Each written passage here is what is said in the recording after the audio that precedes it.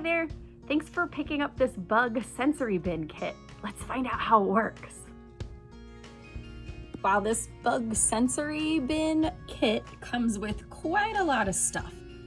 Let's try to organize it a bit.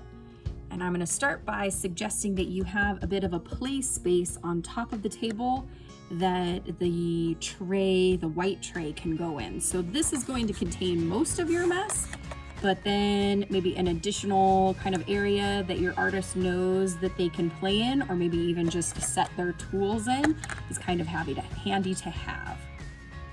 The cool thing about this kit is that there are like 101 different ways to play, and you can always add your own toys in here too. I'm going to show you a few different ways you can set up your bin. You could set up your bin like a small world, so a place that your creatures can hang out in.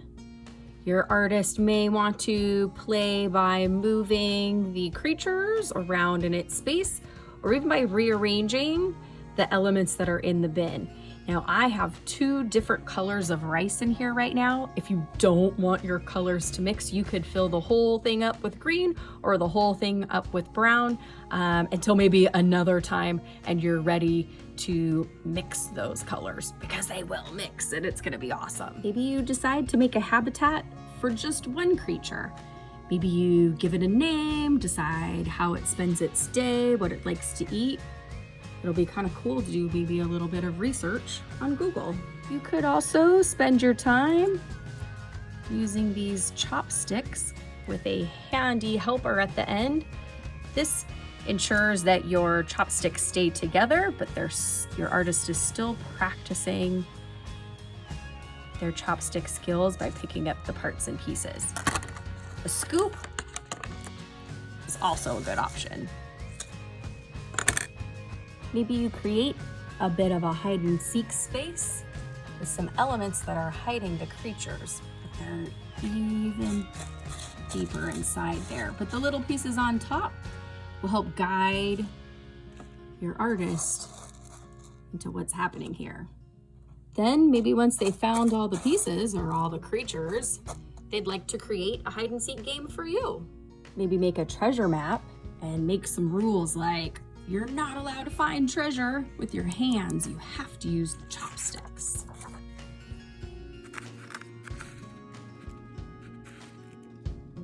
Maybe you have a baby bug in this egg and you ask your artist to build a habitat for it.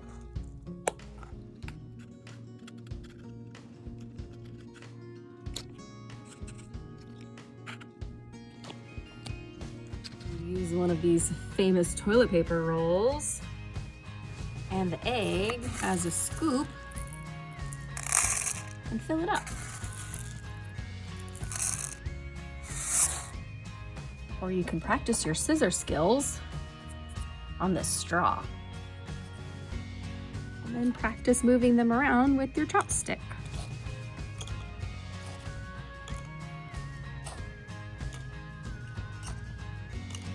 Or filling them up with your scoop. Build a tower with your rocks.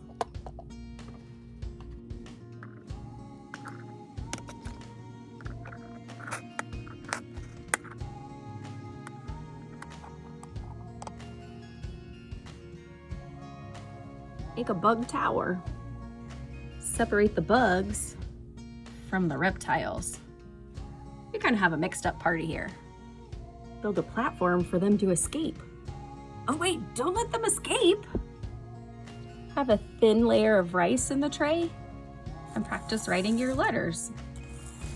How about a B for bugs? Or you can even practice drawing by making some lines. This stuff isn't very popular with grown-ups, but it is really cool to dig through and find the creatures in. Stay in there, little snake. What fun ways will you and your artist play with this amazing sensory bin?